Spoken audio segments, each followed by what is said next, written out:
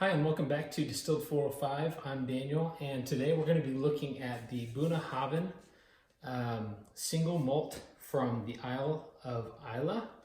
It is the Marsala finish. It's 13 years old, and as far as I know, this was one of the Bunnahabhain's more limited releases. I think annually they might do a limited edition.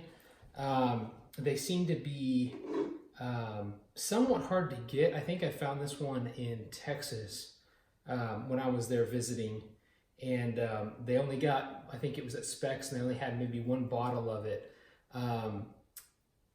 Bunnahabhain is a very cool distillery, A, because they're on Islay, B, because they do a lot of unpeated stuff, which, as I know, as most of you know, Islay's really big into peating their scotch, those smoky Ardbegs and the Freuds and Lagavulins. So I think Bunnahabhain's really, really cool, and honestly probably doesn't get enough recognition that they deserve. This one is 13-year-old single malt from Bunnahabhain. It was finished in Marsala wine casks, and it's bottled at 46.3% ABV. Let's get a pour here.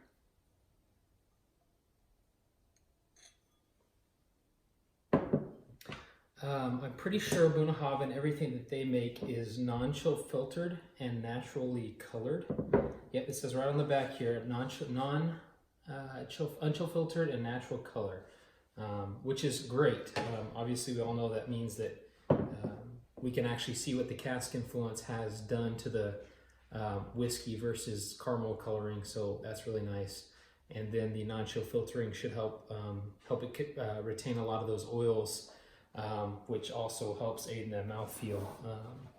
The cask itself, as it's maturing, especially for 13 years, the liquid's picking up a lot of those oils from the wood, and as long as those oils aren't being stripped out, I think that aids a lot in the mouthfeel of a whiskey. So, and just the viscosity just makes it feel thicker, makes it feel richer ultimately.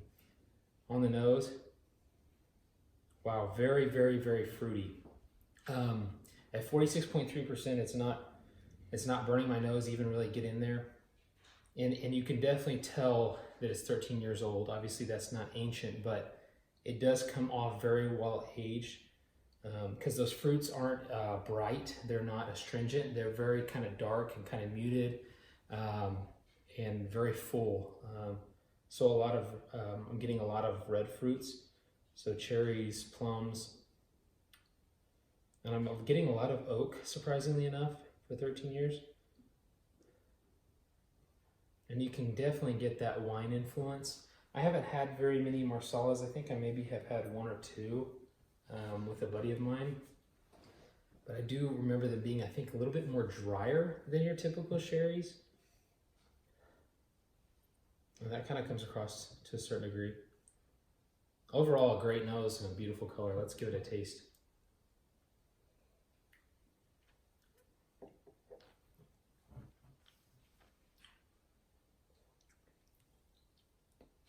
The fruit is a little bit more muted on the flavor. I'm getting more of the almost like typical Highlands Speyside thing going on. Definitely not getting any Islay. Obviously no peat, because I believe this is 100% unpeated malt.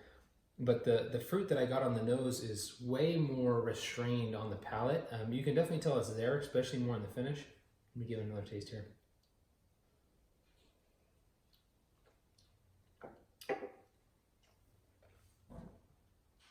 There's a little bit more of that Marsala coming through now.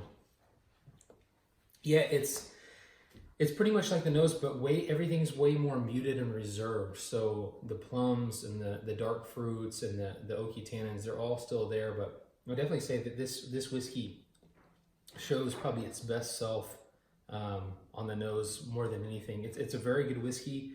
I would definitely recommend it. I think I picked this up for, I can't remember, I think it was around $70.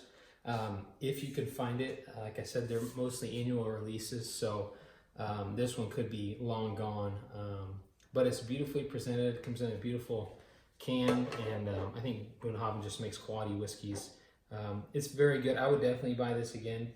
It doesn't have that wow factor, so if you're looking for something that's just really going to blow your mind, especially for a limited edition whiskey, This one doesn't really blow my mind. It just comes across a little bit more muted and a little bit more reserved, and I think it's more just your typical almost Speyside Highland Scotch, kind of like you know, in the same vein of Glenlivet or Glenfiddich.